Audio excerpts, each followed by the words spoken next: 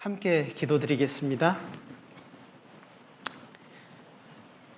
거룩하시고 자비로우신 우리 하나님 아버지, 죄와 허물로 죽어 심판받을 수밖에 없던 불쌍한 죄인을 하나님께서 구원해 주시고 남은 삶을 하나님의 자녀로서 주님의 몸된 교회 안에 붙들어 주시고 또 늘 함께 하시고 역사해 주셔서 하나님 앞에 더욱 온전한 삶을 살 수 있도록 도와주심을 감사드립니다. 연약한 저희의 삶, 오늘도 말씀 앞에 불러주셨사오니 이 말씀이 우리에게 능력이 되고 참 소망이 되어서 주변에 이뤄진 많은 사람들에게 본이 되고 또 덕을 끼치는 저희의 삶이 되어서 결국 복음을 전하고 그들도 동일한 그 믿음 가운데서 살아가며 함께 기쁨과 영광을 하나님께 돌릴 수 있도록 도와주시기를 부탁드립니다. 세상은 날로 험악해져 가고 있습니다. 하루 동안에 무슨 일이 날는지 알지 못하는 그러한 어려움 가운데 있지만 그럴수록 그 고난 가운데서 온전하신 주님을 바라보게 도와주심을 감사드립니다. 오늘도 주님의 피로 구원받은 우리 형제자매님들 한자리에 불러주시고 또 함께 말씀을 듣고 성령님의 교통하심을 의지해서 우리의 마음을 하나님께 향할 수 있도록 도와주심을 감사드립니다.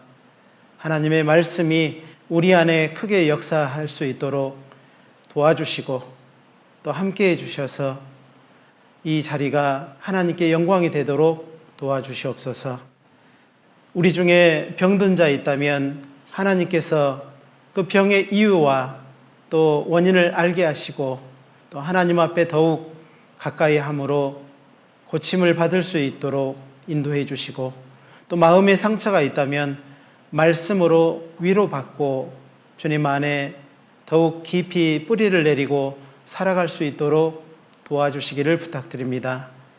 7월 계획되었던 학예 수양회가 또 8월로 연기되었습니다. 그러나 교회 안에 복음 전하는 그 모든 일에 우리 하나님께서 함께 해주셔서 전함을 받는 모든 사람들이 기회를 얻고 또 하나님의 도우심으로 구원을 얻을 수 있도록 도와주시기를 부탁드립니다. 8월달 있을 학예 수양에도 하나님 앞에 온전히 맡깁니다. 주님 도와주시고 또 함께 해주셔서 저희들 한 말씀을 듣고 하나님 앞에 온전함을 더욱 얻을 수 있도록 남은 삶을 하나님 앞에 성실히 살아갈 수 있도록 도와주시기를 부탁드립니다.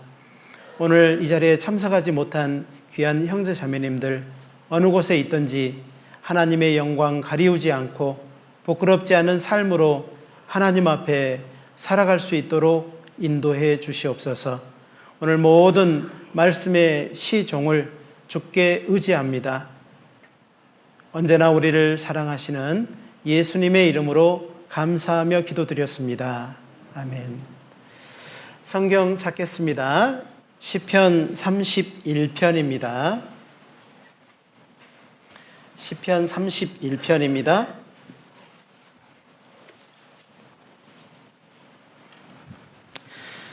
시편 31편 23절 24절입니다.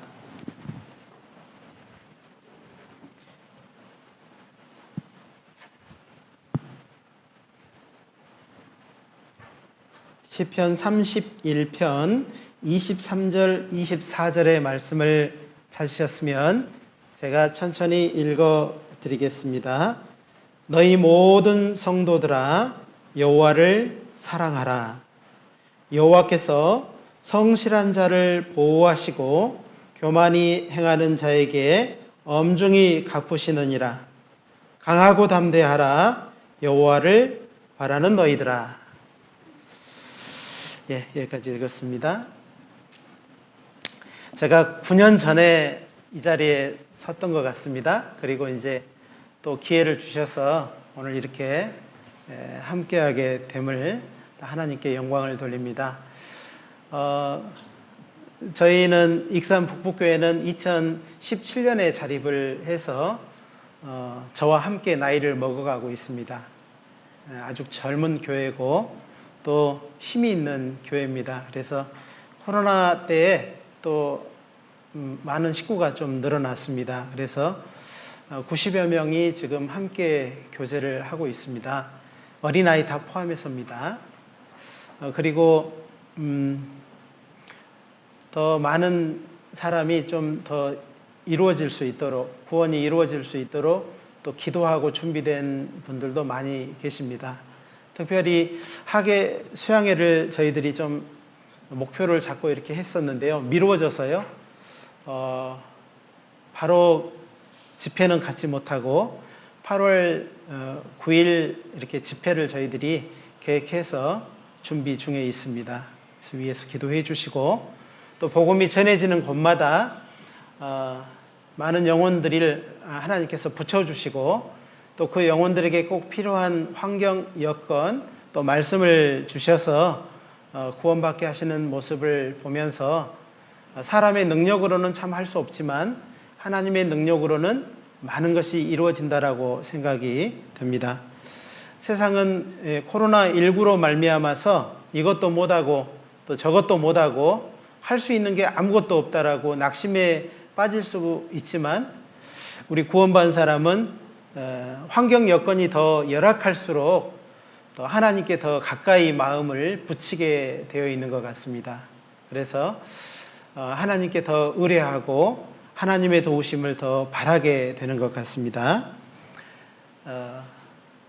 사실은 우리의 삶이 앞으로도 그렇고 이전에도 그렇지만은 앞으로도 무슨 일이 날런지 어떤 일이 있을런지 우리는 알지 못하고 새로운 길을 새롭게 나아가고 있습니다.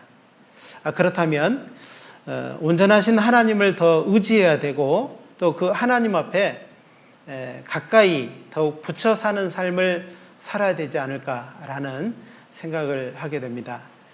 사실은 코로나 전에는 사람들의 마음이 이 말씀을 들어도 그 말씀에 이렇게 집중하지 못하고 요즘에는 이제 휴대폰도 좋아져서요. 그 말씀을 듣는 중에도 휴대폰을 하게 되더라고요. 그런데 이제 코로나로 말미암아서 마스크도 써야 되고 또 여러 가지 어려움이 있지만 사람의 마음은 더 말씀을 듣기 좋은 환경이 된 것 같습니다. 그래서 말씀을 듣는 사람들이 어쩌면 더 깊게 말씀을 듣게 되고 그 영혼이 깨어나는 것을 보게 되는 것 같습니다.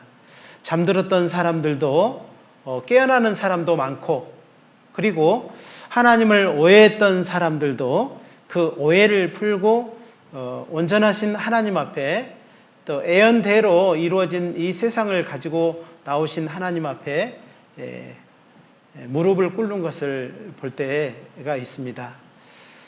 아마 정읍교에서도 많은 사람들이 더욱 구원받고 준비된 많은 영혼들이 하나님 앞에 나오기를 간절히 바라겠습니다.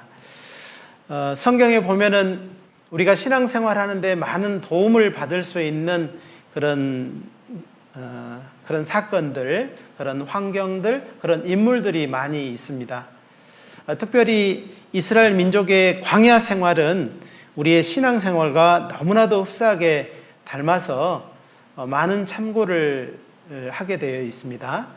그리고 성경 인물 중에서 특별히 다윗이라고 하는 사람은 우리에게 큰 위로도 될 뿐 아니라 신앙생활에 있어서 많은 방향을 제시를 받을 때가 있는 것 같습니다. 오늘 이 시편 31편의 말씀을 같이 읽었었는데요. 이 시편 31편의 주 내용이 정말 고난을 많이 받았던 그 다윗이 하나님 앞에 너무나도 많은 어려움을 당했거든요. 그 삶을 보면은 왕으로서 그 하나님 앞에 기름 부음을 받았지만 그 기름 부음으로 받음으로 말미암아서 시작된 많은 어려움들, 그 고난들이 이렇게 있는 것을 보면서 신앙생활은 결코 구원받았다고 해서 고난이 끝인다든지 어려움이 제거된다든지 죄가 끝인다든지 그러지 않는다는 것을 저희들은 알 수 있습니다. 다윗은 기름 부음을 받고 나서 원수의 추격을 받게 되었고, 그리고 항상 숨어 지내야 되는, 그리고 쫓기는 삶을 살지 않았습니까? 그리고 가까운 친구에게 그리고 이웃에게 외면을 받는 것도 허다한 일이었습니다. 그리고 때로는 아들과 신하에게도 반역을 받게 되고, 그의 삶의 그 왕으로서의 삶이 결코 순탄치 않은 그런 삶이었음을 우리는 너무 잘 알고 있고, 또 신앙생활 가운데서 다윗의 삶을 통해서 교훈을 받고, 또 신앙생활은 이럴 때 이렇게 해야 되겠다라고 하는 그런 다짐을 받는다면 우리는 굉장한 도움을 받는다라고 생각이 됩니다. 시편 말씀을 우리는 많이 읽습니다. 아마 1년 성경 1독을 한다든지 2독, 3독을 하게 되면은 아마 시편을 5, 6번은 읽어야 되지 않을까라는 생각을 하게 됩니다. 시편을 읽을 때마다 어떤 생각이 드셔요? 아마 다가 다윗의 글은 아니지만 시편의 많은 내용이 하나님을 의지하고, 그리고 고난 가운데 있지만은 그 고난을 통해서 하나님을 더 가까이 붙어 있는 그런 삶을 살게 되는 모습을 보게 되는 것 같습니다. 시편의 이 다윗은 우리 신앙생활에 어쩌면 선배로서의 많은 지침을 우리에게 내려주고 있는 것과 같습니다. 다윗은 정말 하나님의 뜻대로 살아가려고 했을 때 하나님께 묻고 나가고, 또 알지 못할 때는 그 하나님 앞에 기다리는 삶을 많이 살았음을 볼 수 있습니다. 오늘 시편 31편의 내용은 그 고난 중에서 지었던 비탄시라고 할 수 있어요. 여러분도 정말 어려울 때가 있잖아요. 고통스러울 때가 있지 않습니까? 신앙생활을 하지만 이제 구원받고 남은 삶을 살아가지만은 결코 순탄치 않고, 해야 될 것도 많고, 또 하고 싶지만은 내 육신이 잡아 끄는 바람에 되지 못하고 하지 못하는 일들이 많고, 또 좌절하고 낙심할 때도 있다라고 생각이 됩니다. 그럴 때 다윗의 심령이 되고, 다윗을 통해서, 시편을 통해서 말씀으로 위로를 얻고, 또 그 앞에 기다린다면, 하나님 앞에 기다린다면 우리도 남은 삶을 다윗과 같이 하나님 앞에 정말 높임을 받는 그런 사람으로 서지 않을까라는 생각을 해봅니다. 오늘 방금 읽었었던 말씀대로 다윗은 많은 어려움이 있었습니다. 그 친구들로 말미암아서, 그리고 여러 대적으로 말미암아서 어려움이 있었습니다. 그 마음이 얼마나 힘들었는지 그의 온 몸과 혼과 몸이 정말 이 고통을 받았다는 것을 나타내고 있습니다. 여기 9절을 한번 보겠습니다. 여호와여, 내 고통을 인하여 나를 긍휼히 여기소서. 내가 근심으로 눈과 혼과 몸이 쇠하였나이다. 자, 이 내용은 얼마나 다윗의 심령이 힘들었을까, 어려웠을까, 그 생각을 좀 해볼 수 있습니다. 10절도 보겠습니다. 내 생명은 슬픔으로 보내며 나의 해는 탄식으로 보내며 내 기력이 나의 죄악으로 약하며 나의 뼈가 쇠하도소이다.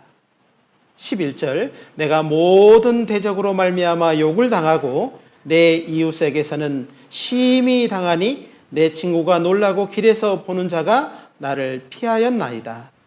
12절, 내가 잊어버린 바 됨이 사망한 자를 마음에 두지 아니함 같고 파기와 같은 이이다. 내가 무리의 비방을 들어오며 사방의 두려움이 있나이다.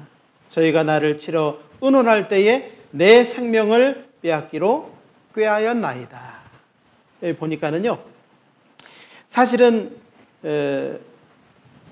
그 어려움이, 다윗은 그 어려움을요, 순서를 정해놓고 나에게 어려움이 있었다라고 이렇게 말을 하고 있어요. 우리에게도 어려움이 있으면 우리는 순서를 정합니다. 이것이 1번이고, 그리고 저것이 2번이고, 그래서 참 어려움이 아마 이게 측량이 될 거라고 생각이 됩니다. 그런데 성경의 다윗은 어떻게 말을 했냐면요, 첫 번째가 나의 죄악 때문에 힘들다라고 말을 하고 있습니다. 그러니까 하나님 앞에 아주 정직한 것이고 옳은 방법인 것 같아요. 제일 첫 번째, 나로부터 돌이켜야 되는 겁니다. 나를 살펴보는 것입니다.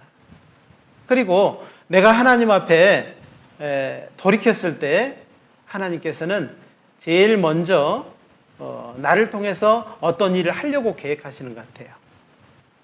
그리고 다윗은 두 번째 어려움이 나의 대적이라고 이렇게 말을 했습니다.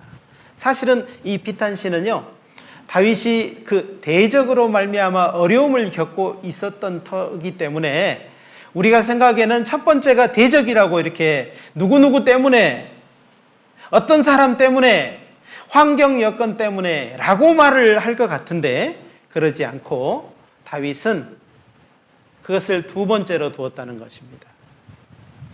첫 번째가 바로 나의 죄악이다. 우리는 구원받았지만은 육신을, 아주 질긴 육신을 가지고 있습니다. 가장 강한 적인 육신을 가지고 있습니다. 그래서 다윗은 그것을 가장 큰 적으로 생각을 했던 것 같아요. 가장 힘들게 하는 것, 내 눈과 혼과 몸이 쇠하도록 하게 했던 그 첫 번째 대적이 나의 죄악, 나의 육신이라고 생각을 했던 것입니다. 나와 먼저 해결하지 않으면 어떤 대적도 이길 수 없습니다. 나를 모르고 적도 모르면 어떻게 될까요? 백전백패겠죠. 나를 모르는데 적은 알아요. 그래도 싸워봐도 질 거예요. 그런데 나를 알고 적을 알면 어떻게 될까요? 백전백승이 될 겁니다. 그렇습니다. 우리의 신앙생활에 있어서 가장 중요한 것은 나를 아는 것입니다. 나로부터 시작이 되어야 된다는 것입니다. 다윗은 많은 그 죄악으로 말미암아서, 그 다음에 대적으로 말미암아서 어려움을 겪었지만 그 어려움이 주어진 대로, 주어질 때마다 그는 나의 연약함을 통해서 하나님을 가까이 하게 되었다는 것입니다. 14절의 말씀은 함께 읽어보겠습니다. 여호와여, 그러하여도 나는 주께 의지하고 말하기를 주는 내 하나님이시라 하였나이다. 그렇죠. 그러하여도 많은 대적으로 말미암아서 어려움을 겪지만 그러하여도 나는 주께 의지하고 말하기를 주는 내 하나님이시라. 주밖에 없습니다. 주님밖에 없습니다. 나의 모든 사정을 알고 계신 분은 하나님밖에 없습니다. 라고 자기 자신의 연약함을 통해서 하나님 앞에 나아갔다는 것입니다. 신앙생활은 우리가 연약할 때 가장 강하게 되는 것입니다. 내 자신을 하나님 앞에 굴복시킬 때, 엎드릴 때에 우리는 설 수 있어요.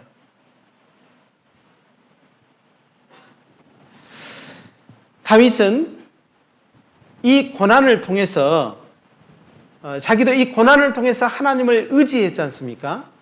하나님을 더 가까이 모시게 되고 더 가까이 붙어 있는 삶을 살게 되었어요. 그러면서 사실 이 시편 31편의 내용에는요, 우리에게 대한 이 시대에 구원을 받고 주님의 몸된 교회 안에서 고난을 받고 있는 또 다른 다윗들에게, 다윗과 같은 존재들에게 말씀을 하고 있는 부분도 있어요. 성경에서 나에 대한 말씀이 나오면은 여러분은 눈이 커지고 귀가 기울여지잖아요. 그리고 거기에 밑줄도 쳐놓고 또 노트에 기록도 하고. 왜 그러죠? 이 나에 대한 말씀이기 때문에 그렇습니다. 그런 말씀이 여기 있습니다. 19절을 한번 보겠습니다. 19절부터 21절까지의 말씀입니다. 주를 두려워하는 자를 위하여 쌓아두신 은혜, 곧 인생 앞에서 죽게 피하는 자를 위하여 베푸신 은혜가 어찌 그리 큰지요. 주께서 저희를 주의 은밀한 곳에 숨기사 사람의 꾀에서 벗어나게 하시고 비밀이 장막에 감추사 구설의 다툼에서 면하게 하시리이다. 21절 같이 읽겠습니다. 여호와를 찬송할지어다. 견고한 성에서 그 기이한 인자를 내게 보이셨음이로다. 자, 이 말씀이 왜 나에게 대한 말씀일까요?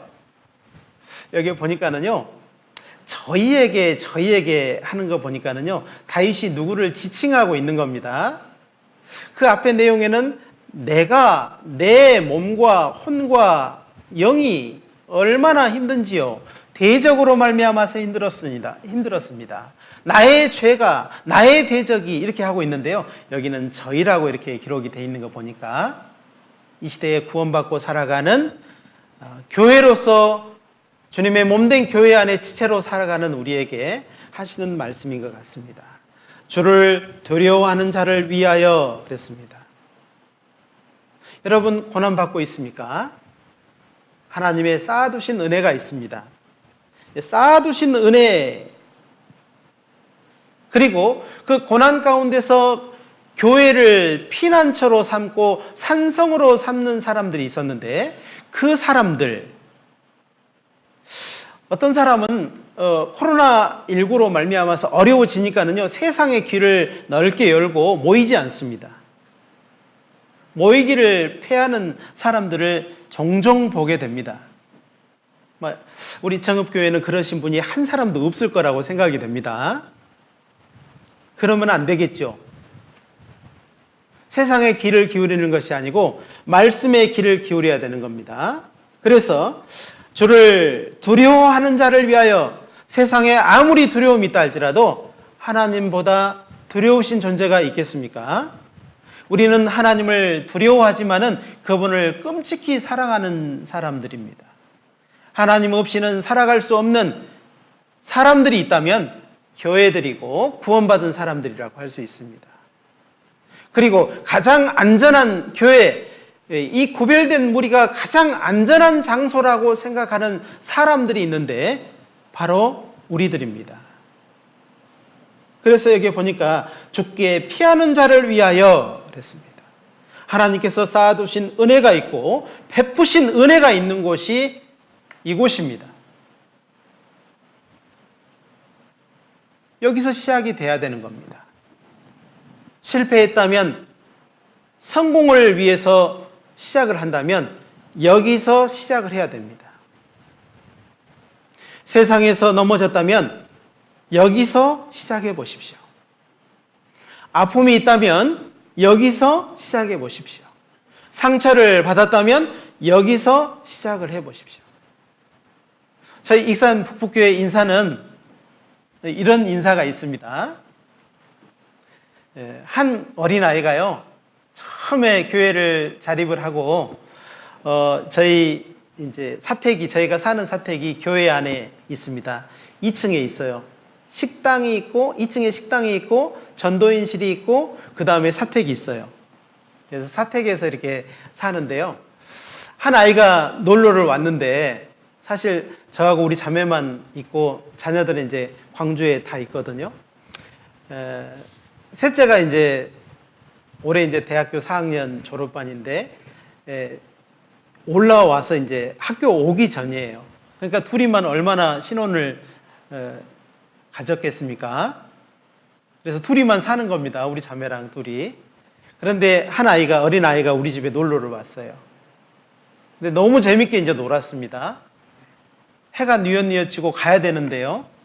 엄마가 가자고 하는 거예요. 가자고 하는데 아이가 가고 싶지 않은 거예요. 이제 자매님은 목사님하고 사모님하고 있어야 되니까 이제 빨리 데리고 가려고 하는데 아이는 안 가려고 하는 겁니다. 거의 끌다시피 해서 데리고 나갔어요. 그러면서 아이가 울면서 하는 말이 뭐라고 할게요? 그것이 저희 교회 인사가 됐어요. 그 아이가 울면서 끌려나가면서 하는 말이 다녀올게요. 이러고 왔어요. 다녀올게요. 이 말이에요. 다녀올게요. 목사님, 다녀올게요. 저는요, 그 말을 듣는데요. 너무 신선하게 들렸고, 그 다음에 생각을 깊이 하게 되었습니다. 자, 우리는 어디서 출발을 해야 될까? 내 중심은 어디일까? 나의 영원히 안식을 줄 곳, 나의 피난처는 어딜까? 나의 가장 즐거움 있는 것은 어딜까라고 생각을 해봤어요. 저는 광주에서 전도인 생활할 때요, 사택이 별도로 있었기 때문에 그렇게 생각을 못했습니다. 그런데 그날 생각을 하게 됐어요. 다녀오겠답니다. 사실 교회에 다녀오기로 하고 나갔다가 가출해버리신 분이 얼마나 많아요. 안 돌아오고. 그러죠? 출가하기 전에 가출하면 안 되죠. 근데요, 교회 인사를 바꿨습니다. 이제 자립한 지 얼마 안 됐는데요. 큰 교회에 있다가 작은 교회에 오니까는요, 어때요? 이게 자기가 조금만 참석 안 해도요, 조금만 삐뚤어지게 앉아도 눈에 확 띄는 겁니다. 참석 안 하면요, 바로 전화도 오고, 형제자매들이 왜 안 왔냐고 걱정, 근심도 하고. 그러니까는 부담도 되기도 하겠죠. 그런데 내가 꼭 여기에 있어야 될 이유에 대해서 생각을 잘 못하다가 인사법이 바뀌고 나서요, 모두 다녀오십시오. 전도 집회 때도 오늘도 잘 다녀오십시오. 저녁에 마치면서. 그리고 주일날도 교제를 마치고 다 가는데 다녀오십시오. 어떤 분은요, 다시 저에게 와가지고 작은 말로 물어봅니다. 목사님 좀 이따 또 와야 됩니까? 이렇게 물어본 사람도 있었어요. 아, 그러지 않다고. 그러지 않다고. 우리 인사라고, 이게. 그러면서요, 형제자매들이 교회에서 시작을 하게 됐고, 교회라고 하는 것을 다시 한번 생각하게 됐고, 그 다음에 교회는 항상 이 출발점이라는 것을 기억하게 됐습니다. 교회라고 해서 어려움이 없는 게 아니지 않습니까? 많은 어려움이 있지만 하나님이 함께 하시고, 우리 중에 그리스도께서 함께 하시고, 우리에게 가르치시고, 입혀주시고, 필요한 것들로 채워주시는 그 공간이기 때문에 저희는 출발점이라고 생각이 됩니다. 가정에서 어려움이 생기면, 만약 교회가 없다면 우리는 어떻게 할까요? 도망을 쳐야 되겠죠. 회사에서 어려움이 있으면요, 어디로 가야 될까요? 우리 형제자매님들은요, 그때부터 가정에서의 다툼이 있어도 교회에 와서 교제하고, 회사에서 어려움이 생겨도요, 교회에 와서 교제하게 되고, 형제자매 간의 교제에 어려움이 있어도 교회에 와서 해결하려고 하는 그런 마음이 있어요. 저희들은 얼마 되지 않았지만은 서로 끈끈한 사랑으로 하나 되었습니다. 그리고 정말 기도하는 일에 저희 전체 카톡방이 있어서 누군가 말씀을 듣는다, 전도를 위해서 어디를 가게 된다 그러면은요, 빼곡하게 기도 부탁이 올라오고 함께하는 그 기도가요, 메워지는 것을 보면서 우리가 늘 하나라는 것을 또 이렇게 생각하게 됩니다. 자, 여기 보니까는요, 우리는 하나님을 경외하는 사람입니다. 교회가 어떤 곳인지를 정확하게 알고 있는 지식을 가지고 있는 사람들입니다.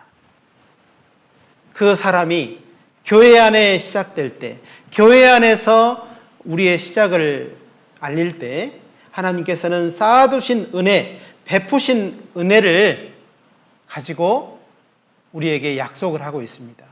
쌓아두신 은혜는요, 앞으로 우리가 받아야 될 은혜들입니다. 우리 형제자매님들을 위해서 쌓아두신 은혜를 볼 수 있다면 우리는 생활이 달라질 수 있을 겁니다. 눈을 열어서 우리가 그 은혜를 볼 수만 있다면요, 지금처럼 살지는 않겠죠. 그렇죠? 그럴 겁니다. 그리고 죽게 피하는 자를 위하여 베푸신 은혜라고 있습니다. 이 베푸신 은혜는 이미 받아 누렸던 은혜들이 있어요. 그렇죠. 과거형으로 돼 있죠. 이미 베푸신 은혜가 있어요. 우린 다 잊어버렸잖아요. 사실은 내가 받았던 은혜들을 쭉 다시 한번 생각해 보면 하나님 앞에 감사가 나올 수밖에 없는 겁니다.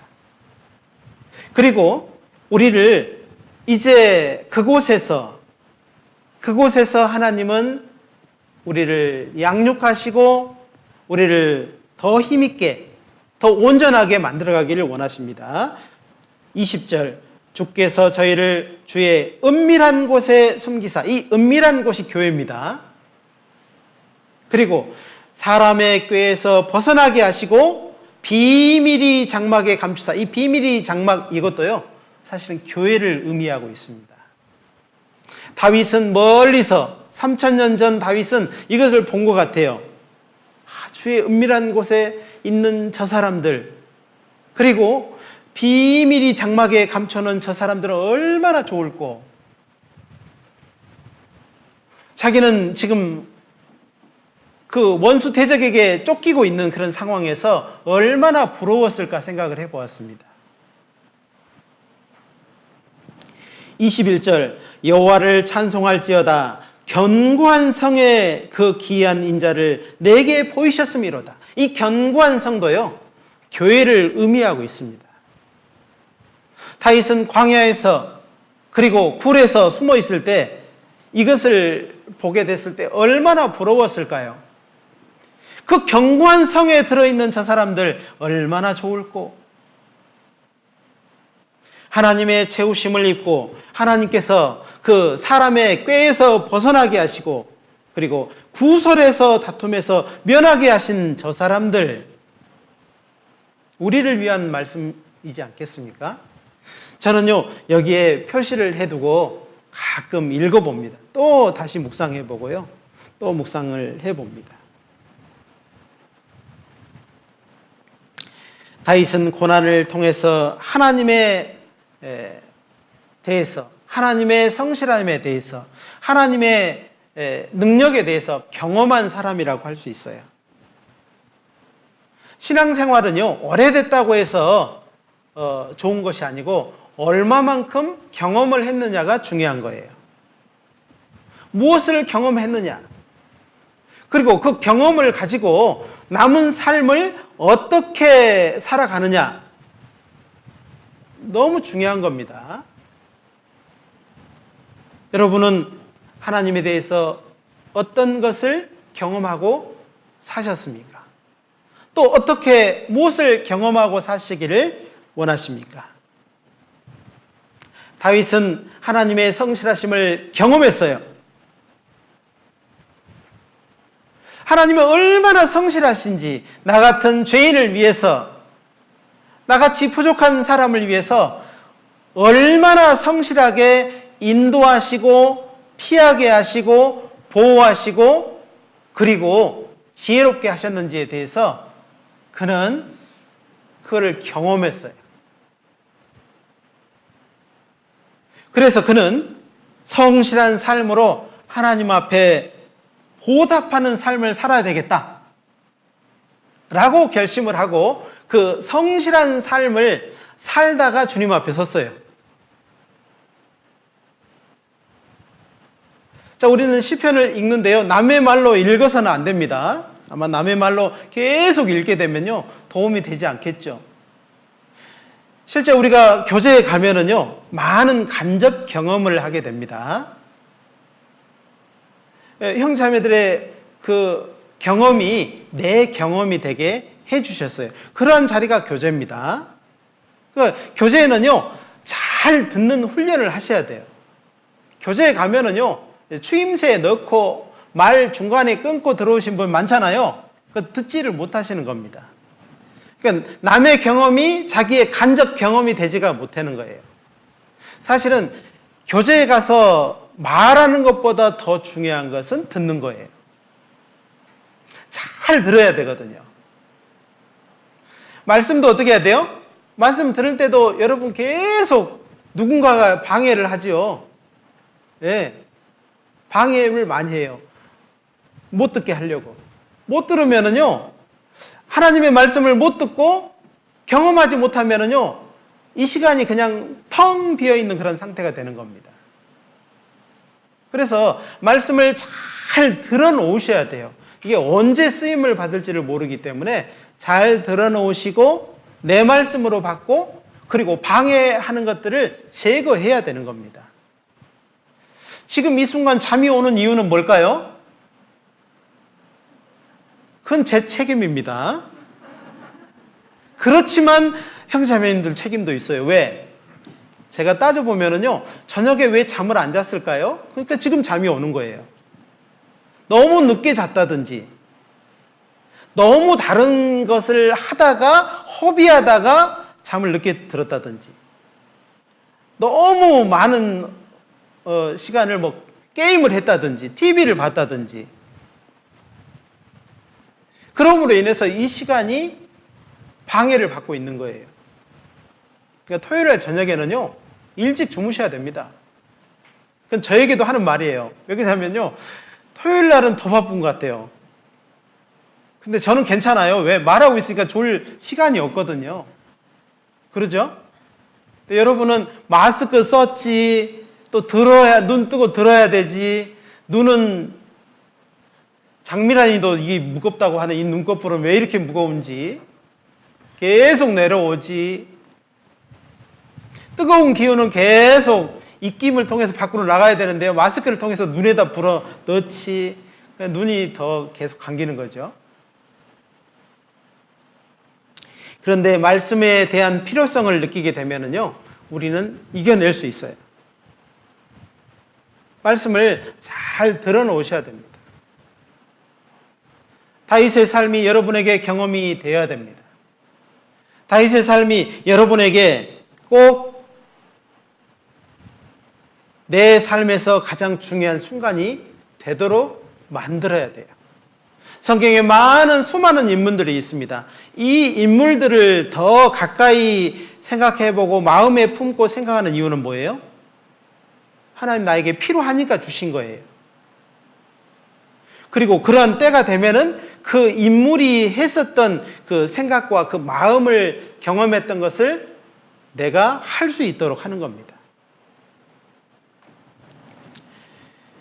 이 성실은 하나님의 이 성실을 경험한 다윗, 그렇죠? 하나님의 성실하심을 경험한 다윗, 이게서 끝나버리면 안 되고요, 우리도 경험하기를 원해야 돼요. 이 성실함, 하나님의 성실하심은요, 하나님의 절대 속성 중에 또 하나예요. 그래서 하나님은요, 정말 인간 역사를 통해서 성경을 이게 배워보면은요, 얼마나 성실한지를 알 수 있어요. 아브라함 있죠, 아브라함. 우리 믿음의 조상 아브라함이 종을 보내서 아들 이삭의 아내를 데려오라고 했어요. 그런데 이 종이요, 아브라함에게 베푸신 하나님의 성실하심을 그대로 다 본 겁니다. 다 지켜본 거예요. 그는 기도했습니다. 정말 하나님께서 아브라함에게 베푸신 그 성실하심을 평생의 성실하심으로 돌보신 것을 내가 보았는데, 하나님, 기도합니다. 이삭의 아내를 하나님께서 인도해 주시기를, 그 성실하신 하나님이 인도해 주시기를 기도했어요. 자, 우리의 삶이요, 사실은 또 다른 사람에게 주목받게 되고 또 관찰되게 될 수 있습니다.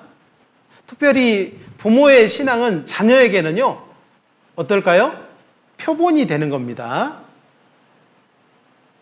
집에 와서요, 형제자매를 자꾸 뒷담화하고 이렇게 하면요, 아이들도요, 어떻게 생각하는 줄 아셔요? 아, 원래 그렇게 해야 되는구나 라고 생각하겠죠. 집에 오면은요, 제일 먼저 TV 탁 켜면은요, 아이들은 뭐라 할까요? 아, 저렇게 해야 되는가 보구나. 저녁에요, 항상 가족 모임을 하고 또 성경을 읽고 그 다음에 함께 기도하는 것을 자꾸 이렇게 하게 되면은요, 아이들은 그걸 통해서 배우게 돼 있어요. 주목을 하고 있으니까.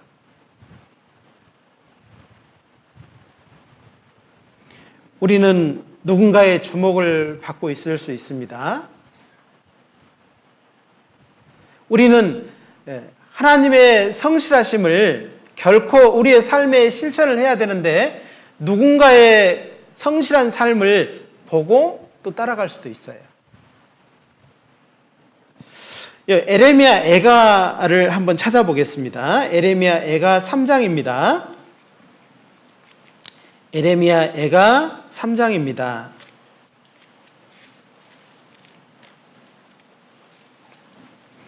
에레미야 애가 3장 22절 23절입니다.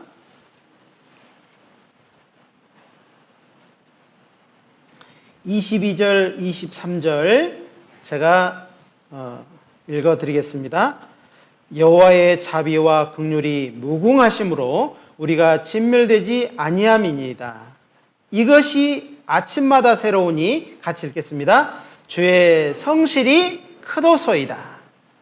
자, 여기 보니까는 에레미야 선지자가 있잖아요. 에레미야 선지자가 이 패역한 이스라엘 백성에 대해서 보면서요, 하나님의 성실하심을 깨달은 것 같아요. 저렇게 패역하고 저렇게 돌이키지 않는 저 백성을 향한 하나님의 그 성실하심이 아침마다 새로우니 주의 성실이 크도소이다. 하나님에게 있어서 우리는 지금까지는요, 하나님의 사랑이 아주 커서 그 크고 너무 놀라운 그 사랑, 염소와 송아지의 피로 아니하고 오직 자기 피로 영원한 속죄를 이루사 단번에 성소에 들어간 그 하나님의 그 큰 사랑, 이게 너무너무 커서 우리는 구원을 받았지 않습니까? 이 남은 삶은요, 이제 하나님의 사랑으로도 살아가지만은 이제 그 하나님의 성실하심을 성경을 통해서, 교제를 통해서, 교회를 통해서 계속 배워가야 되는 거예요. 그리고 우리도 성실한 삶으로 나가야 되는 것입니다.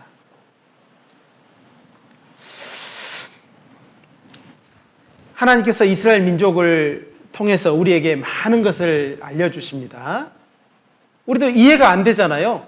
하나님의 선택함을 받은 백성, 이스라엘 백성이요, 얼마나 패역한지, 얼마나 정말 그 기적과 이적을 보았음에도 불구하고 계속 죄를 짓고 우상을 섬기고 이런 열왕기의 내용을 보면은요, 이해가 되지 않잖아요.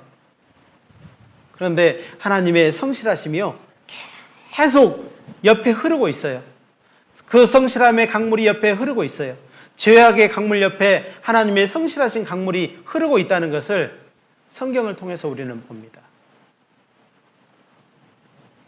그들이 범죄하고 배교하고 불충했음에도 불구하고 끝까지 하나님은 성실하셨어요. 사실은 이 모든 성실하심의 그 끝은 약속된 자손, 그 자손을 위한 성실하심이었고, 결국 그분이 우리를 위해서 십자가 위에서 해놓으신 그 성실함까지 우리에게 미쳐서 우리가 구원을 받았잖아요. 구원받음으로 끝나는 것이 아니고 우리도 또한 이제 그런 삶을 살아야 되는 그 다음이 있어요. 이스라엘 민족은 하나님 앞에 많은 것을 받았습니다. 받아 누리는 사람들이었습니다. 여기 시편 78편을 한번 찾아보죠. 시편 78편입니다. 시편 78편 15절부터 17절까지의 말씀입니다. 15절부터 17절입니다. 제가 먼저 읽어드리겠습니다. 광야에서 반석을 쪼개시고 깊은 수원에서 나는 것 같이 저희에게 물을 흡족히 마시우셨으며 또 반석에서 시내를 내사 물이 강같이 흐르게 하셨으나 17절 같이 읽겠습니다. 저희가 계속하여 하나님께 범죄하여 황야에서 지존자를 배반하였도다. 우리가 이해 안 되는 부분이요, 이스라엘 민족의 행위잖아요. 그런데 하나님께서는 그럼에도 불구하고 그들에게 먹이셨어요. 또 24절입니다. 저희에게 만나를 비같이 내려 먹이시며 하늘에서 양식을 주셨나니 사람이 권세 있는 자의 떡을 먹음이여 하나님이 식물을 충족히 주셨도다. 저가 동풍으로 하늘에서 일게 하시며 그 권능으로 남풍을 인도하시고 저에게 고기를 티끌같이 내리시니 곧 바다 모래 같은 나는 새라. 그 진중에 떨어지게 하사 그 거처에 둘리셨도다. 저희가 먹고 배불렀나니 하나님이 저희의 소욕대로 주셨도다. 그런데 어떻게 했어요? 32절 같이 읽겠습니다.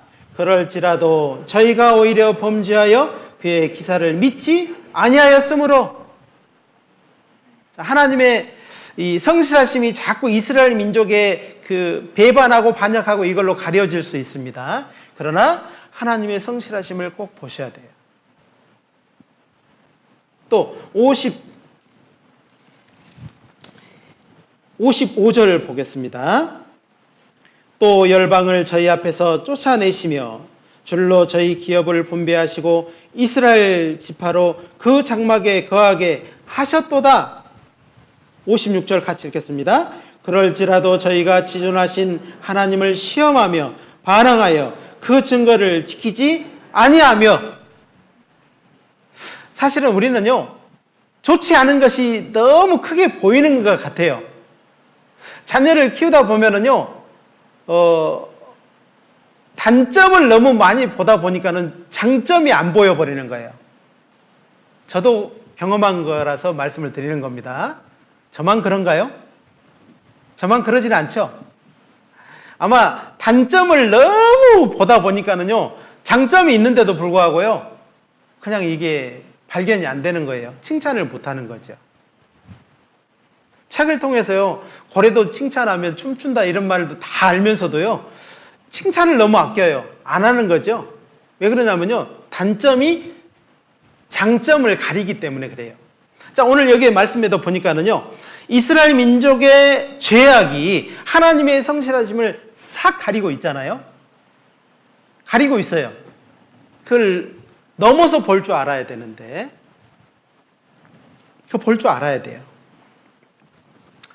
만약에 우리에게도요, 하나님의 성실하심을 우리가 계속 발견치 못하고 아마 나간다면 우리는 이 날개 그늘, 하나님의 펴놓으신 이 날개 그늘 아래 언제까지 머물지는 않을 거라고 생각이 돼요.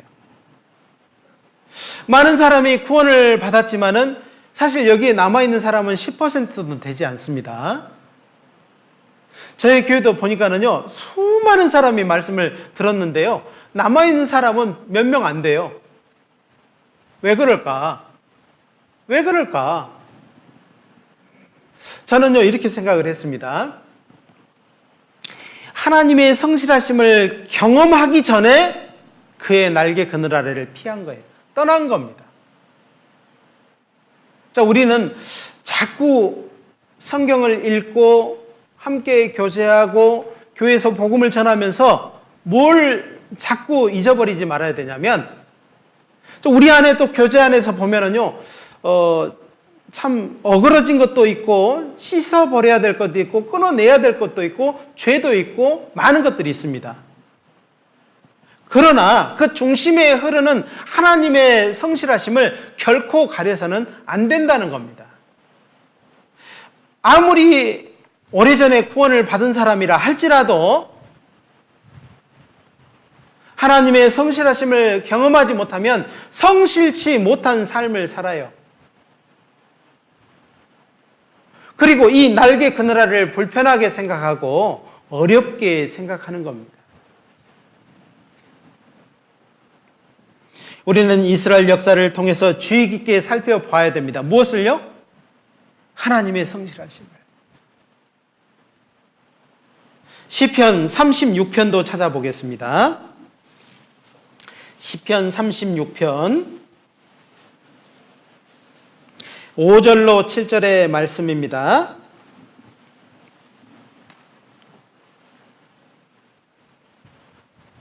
5절로 7절 말씀 먼저 읽어드리겠습니다. 여호와여, 주의 인자하심이 하늘에 있고 주의 성실하심이 공중에 사무쳤으며 주의 의는 하나님의 산들과 같고 주의 판단은 큰 바다와 일반이라. 여호와여, 주는 사람과 짐승을 보호하시나이다. 7절 같이 읽겠습니다. 하나님이여, 주의 인자하심이 어찌 그리 보배로우신지요. 인생이 주의 날개 그늘 아래 피하나이다. 우리가 하나님의 성실하심을 경험하지 못한다면, 그의 사랑을 경험하지 못한다면 이 날개 그늘 아래는, 교회는 항상 옥죄이는 곳, 나를 불편하게 하는 곳, 그렇게 생각이 될 겁니다. 그러면서 자꾸 발을 한 발을 떼게 되면은요, 결국 두 발 다 빠지게 돼 있어요. 젊은 청년들도요, 성경을 통해서 읽는 방법이 가장 좋게, 가장 합당하게 읽는 방법이 하나님의 성실하심을 알아가는 겁니다. 여러분 친구들이요, 불성실한 사람이 있다면 그 친구 오래 가든가요, 못 가든가요? 금방 차버리죠. 멀리하게 돼 있어요. 하는 말마다 거짓말하고 하는 것마다 불성실하게 하고 대충대충 해버리고 그러면요, 이게 필요가 없어져요. 싫어진다니까요. 멀리하게 돼 있어요. 근데 얼굴도 잘 못생기고 가진 것도 없고 그러지만은요, 이 사람은 항상 성실해요. 뭐 맡겨놓으면요, 아주 처음부터 끝까지 아주 성실하게 자기가 다 마무리를 하는 겁니다. 그 사람은 그 인정합니다. 그 사람을 인정해요. 세상에서도요, 이방인들도 어떤 사람을 인정하던가요? S대 나오고 스펙 좋고. 근데요, 이게 불성실해. 키도 커요. 얼굴도 잘생겼어요. 그런데 불성실해. 여기에 사윗감을 요구하시는 분이 계시다면 그런 분 사윗감으로 맞아드릴 수 있겠습니까? 안 하시겠죠? 안 할 겁니다. 또 며느리감을 구하는 분에게는 이렇게 말할 수 있습니다. 얼굴도 이뻐요. 아이고, 얼마나 그냥 이쁘게 생겼는지. 뭐 가정도 좋아요, 막. 예. 그런데 이 불성실해. 성실치 못해. 그러면요, 그런 며느리감을 아마 선택하지 않을 거라고 생각이 됩니다.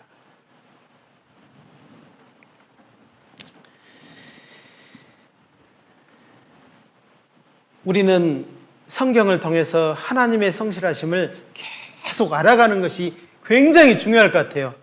그것이 우리를 여기에 머물게 하는, 여기서부터 시작하게 하는 동력이 되는 겁니다.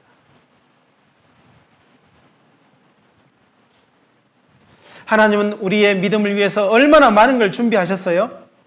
정말 많은 걸 준비하셨습니다. 하나님이 준비하신 것을 쭉 보면은요, 정말 감탄할 수밖에 없습니다. 히브리서 11장 6절에는 이렇게 말씀하고 있습니다. 믿음이 없이는 하나님을 기쁘시게 못하나니 하나님께 나아가는 자는 반드시 그가 계신 것과 그가 자기를 찾는 자들에게 상 주시는 이심을 믿어야 할지니라. 하나님은 모든 사람에게 믿을 만한 증거를 주셨습니다. 요한계시록 22장에 보면은요, 이것들을 증거하신 이가 가라사대 진실로 속히 오리라 하시거늘 아멘. 주 예수여 오시옵소서. 우리에게 많은 믿을 만한 증거를 주셨습니다. 이 증거가 참되고 확실하기 때문에 우리는 이걸 경험했잖아요. 성경을 통해서, 성경 강연을 통해서 경험했잖아요. 이것들을 증거하셨다고 돼 있잖아요. 영원한 천국과 영원한 지옥을 증거해 주셨어요. 아무리 증거를 해줘도요, 경험하지 못하면 자기 것이 되지 않습니다. 믿어지지가 않아요. 그러면은요, 그 사람은 회개하지도 못하고, 죄를 알지도 못하고, 자기의 운명도 알지 못하고, 결국에는요, 하나님이 불편한 존재, 하나님을 오해하고 떠나버릴 수밖에 없잖아요. 하나님께서 준비하신 많은 증거들, 그 증거들이 하나님의 나라를 가리키고 있습니다. 우리는 그걸 경험했어요. 그래서 집회 때마다 참 감사가 되는 것은요, 오래전에 구원을 받았지만은 집회를 들어보면 감사가 돼요. 왜? 그때마다 하나님의 손가락을 발견하게 돼 있어요. 이 손가락이 뭐예요? 뭐를 가리키고 있습니까? 영원한 천국을 가리키고 있지 않습니까?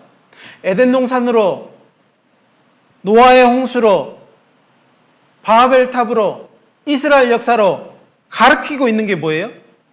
영원한 천국을 가리키고 있잖아요. 만약에 성경에서 천국이라는 내용을 싹 지워버리면요, 성경은 의미가 없어지잖아요. 천국은 눈에 보이지 않습니다. 믿어야 되는 존재예요. 증거를 통해서 믿어야 되는 존재예요. 이 방법밖에 없는 거예요.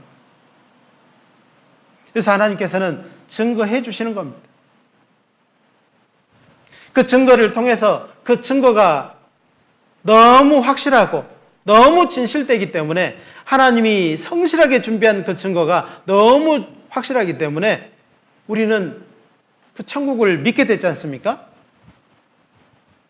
천국을 경험한 것과 똑같은 거예요. 신앙생활은 익숙해지는 것이 아닙니다. 아마 신앙생활이 자꾸 익숙해진다라고 생각하시면은요, 잘못된 길을 들어서고 있는 거예요. 신앙생활은 계속적인 경험입니다. 반복적인 경험이고, 결국에는 그것이 내 마음의 확신으로 자리 잡게 만드는 것이 신앙생활이에요. 어떤 사람은 신앙생활을 자꾸 익숙해지는 걸로 생각하는데요, 자기 자신을 살펴보셔야 돼요. 성경 강연에 들을 때마다 내 마음에서 정말 하나님의 나라가 소망으로 잡고 있는 이 하나님의 나라가 내 안에서 더 확신으로 잡아져야 되는데, 그러지 못하다면 돌이켜봐야 된다는 거예요. 첫 단추가 잘못 잠궈진 거예요. 이렇게 잠궈지면 어떻게 돼요? 두 번째, 마지막 채울 단추는 없어지는 겁니다. 아이고, 성경 강연에 또 하네 또 해. 이게 아닙니다.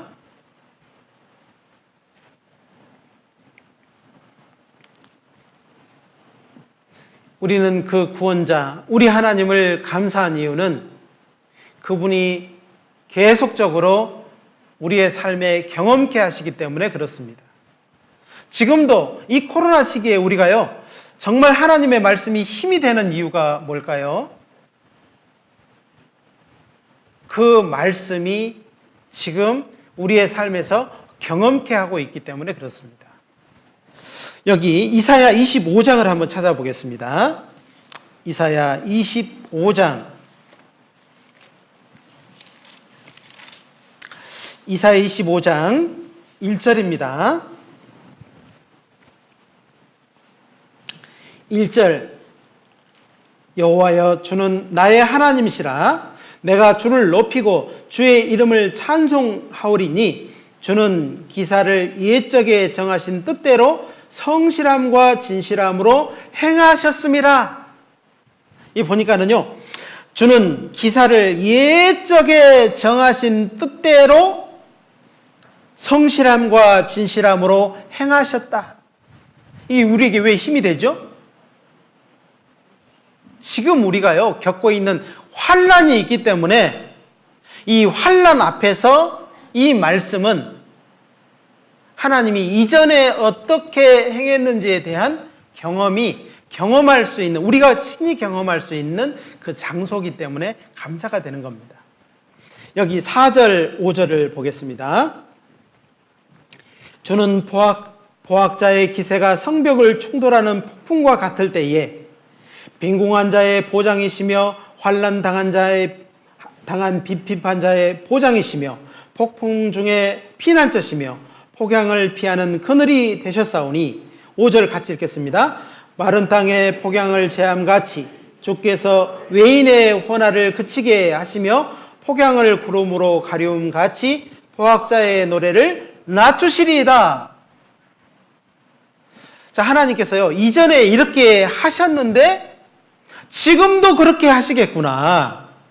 지금도 그렇게 성실하신 우리 하나님은 우리에게 그렇게 자비를 베푸시겠구나. 이게 우리에게 경험이 되는 겁니다. 코로나19로 말미암아서 우리는 많은 어려움을 겪고 있습니다. 어떻게 해야 되지? 어떻게 해야 되지? 이런 생각을 하는 거예요. 그런데 이전에 많은 하나님의 역사가 우리에게 다가오지 않는다면, 경험적으로 다가오지 않는다면 우리는 또 떨게 돼 있고 두려워하게 되고 낙심하게 될 수밖에 없어요.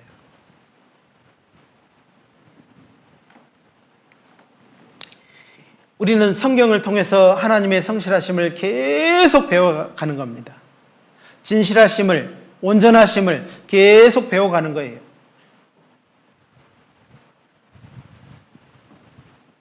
그래서 그렇게 경험한 사람은 이제 주님 앞에 성실하게 살아가게 돼 있어요. 교회 안에서, 교제 안에서 성실하게 살아갈 목표가 생기는 겁니다. 그리고 교회와 복음은 여러분의 성실함이 필요해요. 필요하다니까요. 몇 명의 성실함이 필요한 게 아니고 모두의 성실함이 필요한 거예요. 한두 사람의 열심으로 해서 복음이 전해지고 교회가 든든히 서는 게 아닙니다. 나부터 성실해야 돼. 말씀 읽기, 기도하기, 그리고 교제하기, 전도하기를 성실하게 하셔야 된다 이 말이에요. 제가요 성실이라는 단어를 한자로 돼 있는 단어인데요, 이걸 한번 제가 찾아봤어요. 근데 너무 은혜가 됐어요. 이게 한자로 봐야 되는구나 이런 생각이 들었어요. 이 성실이요 정성성자에 열매실자를 쓰거든요. 근데 정성성자를 한번 딱 분해를 해보니까는요 말씀 엄변에 이룰 성자가 딱 두 개가 짬뽕이 돼 있어요. 짜장면보다 짬뽕 좋아하시죠? 짬뽕이 맛있어요. 왜 그러냐니까는요, 이게 하나님의 말씀을 이루면 열매를 맺어 살아갈 수 있다는 이 뜻이 성실이라는 단어예요. 좀 특별하죠. 제가 다른 사전을 한번 찾아봤더니요, 사전은 또 어려워요. 또 성경 사전은요, 성실을 한번 찾아봤더니요, 도대체 이해가 되지가 않게 돼 있어요. 사전적인 의미로는요, 정성스럽고 참되다라는 뜻이 있어요. 이 성실이 별로 좀 피부에 와닿지 않죠. 근데 한자로 보면은요 상당히 좀 다가오는 그런 단어예요. 그리고 성경 사전에는 이렇게 또 표현이 되어 있습니다. 좀 이해가 되시는지 한번 그대로 제가 읽어드릴게요. 상호 간에 갖는 신뢰 기본으로 인격적인 교제에 있어서 가장 중요한 요소다. 아이고, 길기도 하고 이걸 뭐 어떻게 맞춰야 되는데, 어렵죠? 근데 이것도 좀 쉽게 제가 표현을 해주면은요, 하나님과 사람 사이에 성실해야 되거든요. 또 사람과 사람 사이에 성실해야 돼요. 그러니까 인격적으로 서로 만났다면 이게 가장 중요한 요소라는 거예요, 이게 빠지면은요, 사실은 기본적인 관계가 그 관계에 있어서 신뢰가 깨져버린다는 거죠. 이해가 되시죠? 성경적인 내용도 굉장히 의미가 있게, 성경 사전에 보면은 굉장히 의미가 있게 또 이게 되어 있습니다. 그래서 하나님과 사람 사이에는요, 하나님은 우리에게 성실하심을 보여주셨어요. 우리도 그러면 어떻게 해야 돼요? 하나님께 성실한 삶으로 보답을 해야 돼요. 그래서 오늘 설교 제목이요, 성실한 삶으로 보답하는 삶, 이렇게 제가 정해봤어요. 아마 이 말씀은 다 잊어버려도요, 제목은 기억할 수 있겠죠? 네, 제목은 안 잊어버릴 수 있습니다. 또 사람과 사람 사이에, 또 형제 자매 간의 성실하심이요, 굉장히 필요합니다. 교제를 기다리고 있는 사람은 지금 성실하게 기다리고 있는 겁니다. 그런데 안 와버렸어, 상대방이. 구역 모임에, 조 모임에 여러 가지 교제가 있는데 이모는 기다리고 있습니다. 근데 안 와버렸어요. 그러면 이게 뭐가 깨진 거예요? 성실함이 깨진 거예요.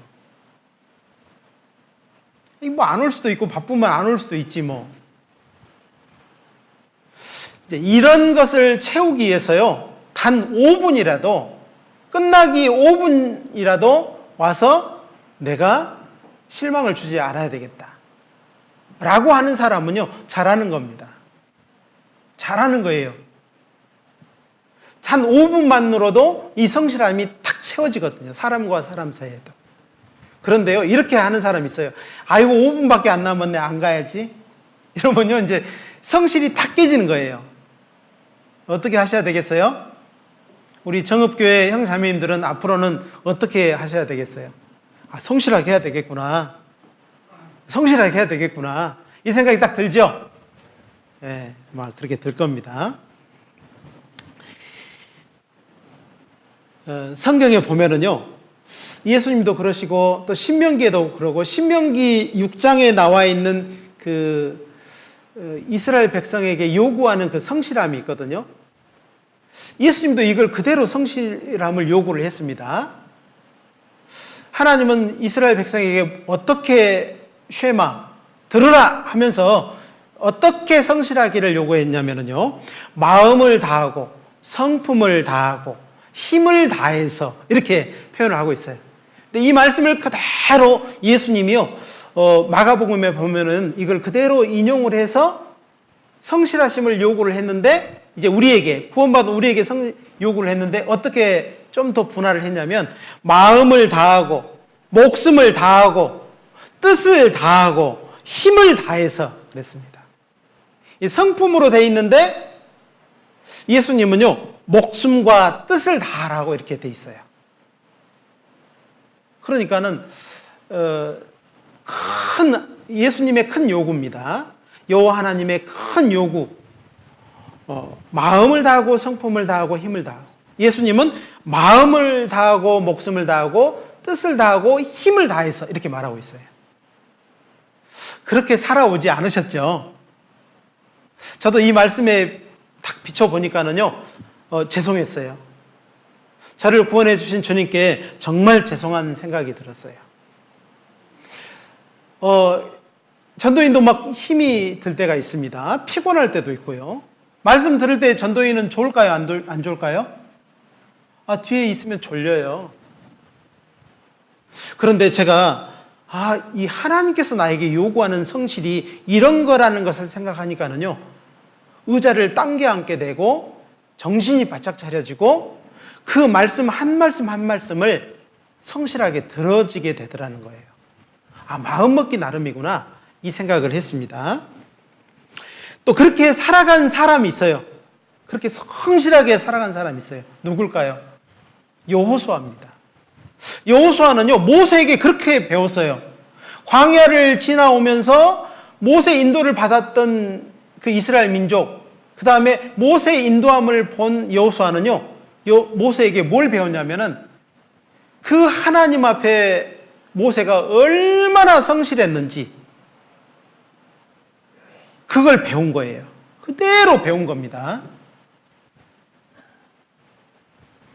그래서 이 구원받은 사람이지만은 교회 안에 머물면서 함께하는 사람이 다른 걸 배울 수도 있고 성실함을 배울 수도 있다. 이 생각을 제가 했어요. 근데 여호수아는요, 모세에게 뭘 배웠냐면 성실함을 배웠어요. 그래서 여호수아 24장에 보니까는 이스라엘 민족에게 마지막 고별 설교를 하면서 여호수아가 여호와만 섬기라 이렇게 돼 있어요. 그리고 오직 나와 내 집은 여호와를 섬기겠노라 이렇게 말을 하고 있어요. 우리도 그렇게 우리 후손에게, 내 자녀에게 그렇게 가르쳐야 되지 않을까라는 생각을 해보았습니다. 신앙생활은 내가 누구 보기에 좋게 하는 것보다요, 사실은 하나님을 향해서 성실하심을 갖는 것이 먼저인 것 같아요. 그리고 그 다음에 형제 자매들에게 내가 얼마만큼 마음을 다하고, 그 다음에 목숨을 다하고, 힘을 다하고, 뜻을 다해서 내가 성실하심을 표현하는지, 거기에 따라서 우리의 신앙생활은 달라질 수 있을 것 같아요. 자, 여러분이 성공을 원한다면요, 성실하십시오. 그렇죠. 회사 생활 하는데요, 성실하지 않으면요, 그 사람은 성공할 수가 없어요.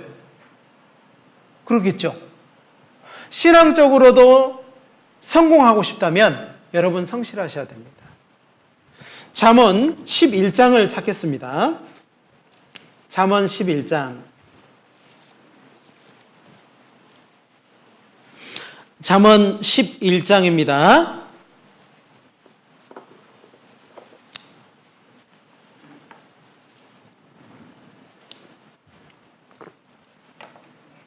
잠언 11장 3절입니다.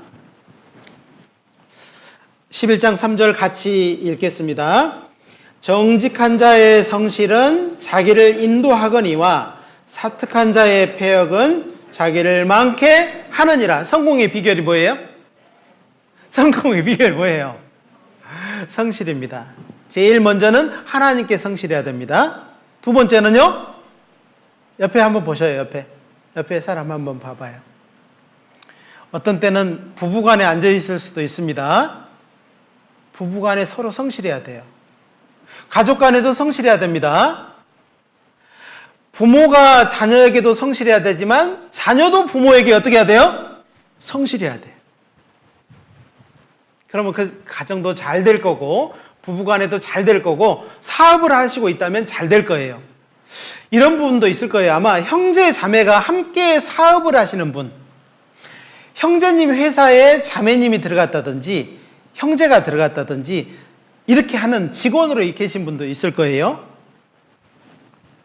가장 큰 문제가 생길 때가 언제냐면 성실하지 않는 거예요. 형제인데 자매인데 성실하지 않는 거예요. 회사 들어가서 큰 상처를 주는 겁니다.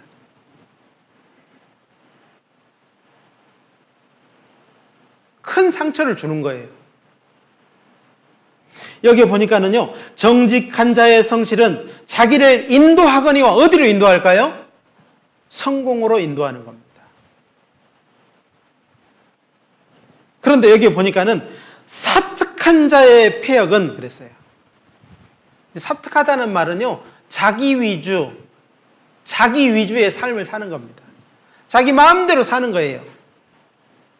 이 사람은 패역하다라고 돼 있어요. 그 사람의 패역은 자기를 많게 하느니라 그랬습니다. 성실함의 가장 기본은요, 상대를 생각하는 겁니다. 상대를 배려하고 그리고 자기 자신을 희생하는 거예요.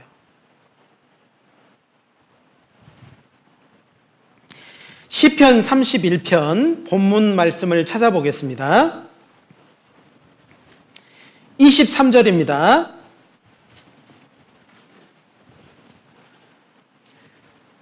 23절 같이 읽겠습니다. 너희 모든 성도들아 여호와를 사랑하라. 여호와께서 성실한 자를 보호하시고 교만히 행하는 자에게 엄중히 갚으시느니라. 성실한 자를 보호하신답니다. 우리 어떻게 해야 될까요? 이제는 이 말씀을 듣고 나서부터는요, 성실하셔야 돼요. 정말 성실하게 하셔야 돼요. 오늘 집에 가셔서요, 성경에서 한번 성실만 한번 다 찾아서 한번 읽어보십시오. 아마 큰 은혜가 될 겁니다. 구약 성경에만 보니까는요 129구절이 나와 있어요. 한 번에 다 읽지 못할 겁니다.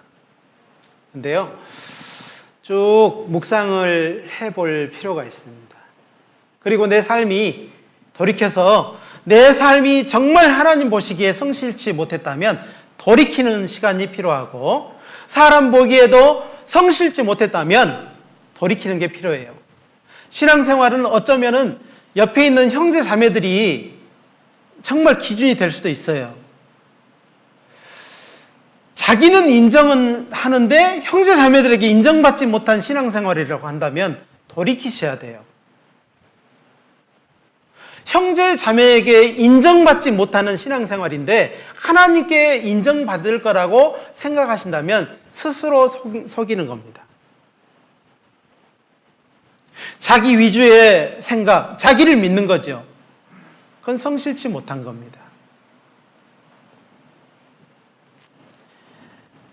우리는 하나님의 말씀, 시편의 이 119편의 내용이 가장 긴데요. 시편 119편은 어떻게 구성이 되어 있냐면 8개의 구절로 된 22개의 단락으로 되어 있는 말씀이에요.